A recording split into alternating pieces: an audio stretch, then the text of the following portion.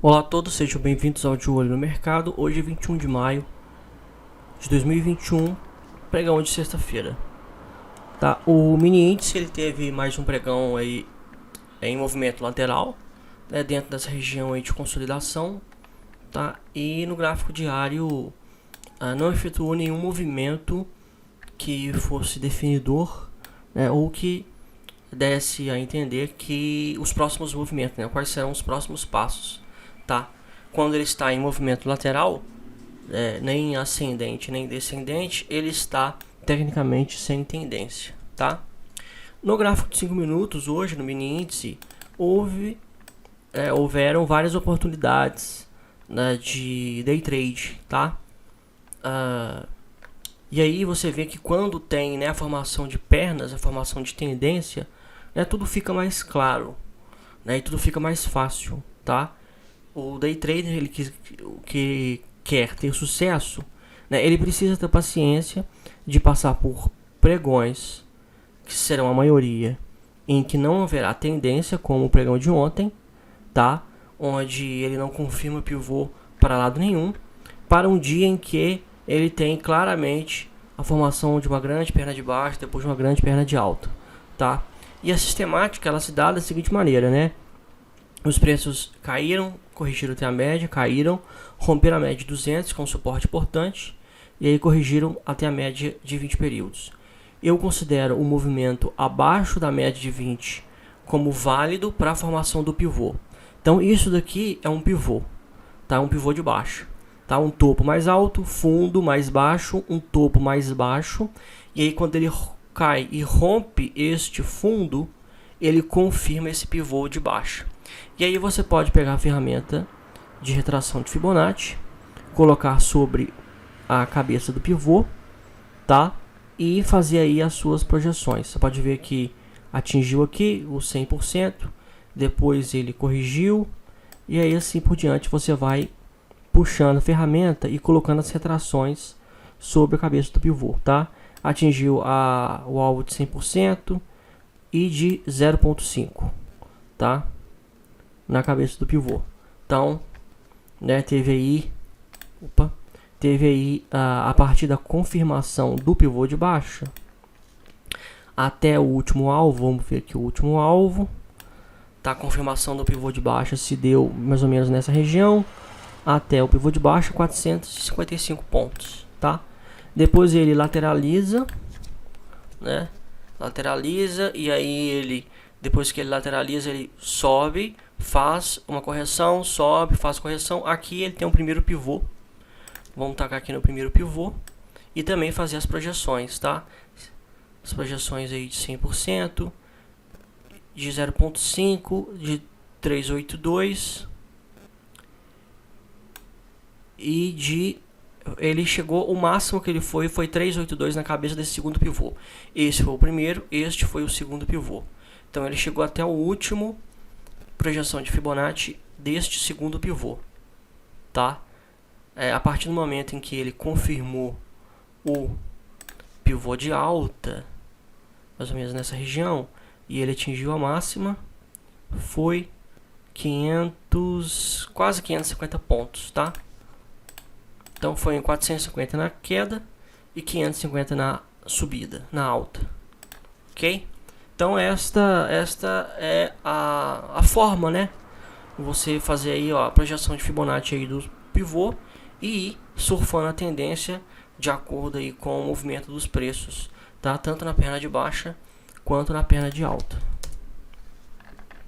né? Os dias que formam tendência, eles têm essa possibilidade, né? Não foi um candle de força, um candle grande. Você pode ver que no movimento de expansão de queda foi apenas 450 pontos, né? Foi pouco, né, diante de um dia aí, ó, né, como por exemplo este pregão aqui. Este pregão do dia 12/5, ele chegou a cair 3.000 pontos, né? Então assim, teve um range aí de 3.000 pontos aqui dentro, tá? Hoje o range foi menor, mas de qualquer maneira possível, tá? O mini dólar, ele fez um pivô ele fez um candle altista e ele surpreendeu porque ele rompeu a média de 20 períodos, tá? O esperado é que ele fosse bater na média e voltar a cair e ele rompeu a média. Isso para o índice é ruim, tá? Porque se dólar sobe, índice cai, tá? Pode ser um pullback na média de 200, tá? Esses pullbacks, essas correções na média de 200, elas ocorrem inesperadamente. Elas podem ocorrer inesperadamente, tá? Ele rompeu a média de 200 aqui, fez correção, esticou, e aí ele resolve vir na média de 200 para voltar a cair, enfim. A gente tem que ver, até porque o volume ele não foi acima da média, né? Então não se sabe, a volatilidade é muito grande, então pode não respeitar a média, mas voltar a cair. Olha só aqui em cima, né? Olha só, quando ele subiu, ele não respeitou a média de 200. Então quando ele não respeitou, ele rompeu, a ideia foi assim, não, peraí, então ele não vai confirmar esse pivô de baixo. Só que nos próximos dias ele voltou a cair, né? Então assim, a gente não pode levar muito ao pé da letra o mini dólar por conta desse critério, tá? Mas teve uma grande perna de alta com a formação deste primeiro pivô. E aí, né, você pega aqui no início e você vai fazendo as projeções de Fibonacci, tá? Do pivô. E aí bateu lá em cima, né? Vamos colorir essa projeção aqui com uma cor diferente. Vamos colocar de verde. Você pode ver que cravou a projeção de 382 do primeiro pivô, tá? Cravou lá em cima. Então, da confirmação do pivô, mais ou menos aqui, até a máxima, foi 55 pontos no mini dólar hoje, tá? Esse foi um trade de tendência, né? Um dia de tendência. E é um dia assim que o trader deve esperar, tá? É um dia como esse. Não adianta você ficar tentando em cada movimento de expansão, né? Cada movimento, né, para cima e para baixo. Quando não há formação de pivôs, a gente não tem como definir movimento de expansão e correção, né? Mas aí quando a média sobe, os preços corrigem até ela ou próximo a ela e voltam a subir, é a formação simétrica de uma tendência de alta, tá? E no contexto da tendência de alta é possível você operar, tá? Seja confirmação de pivô, seja os setups da média de 20 períodos e por aí vai. Ok? Então esse foi o mini índice.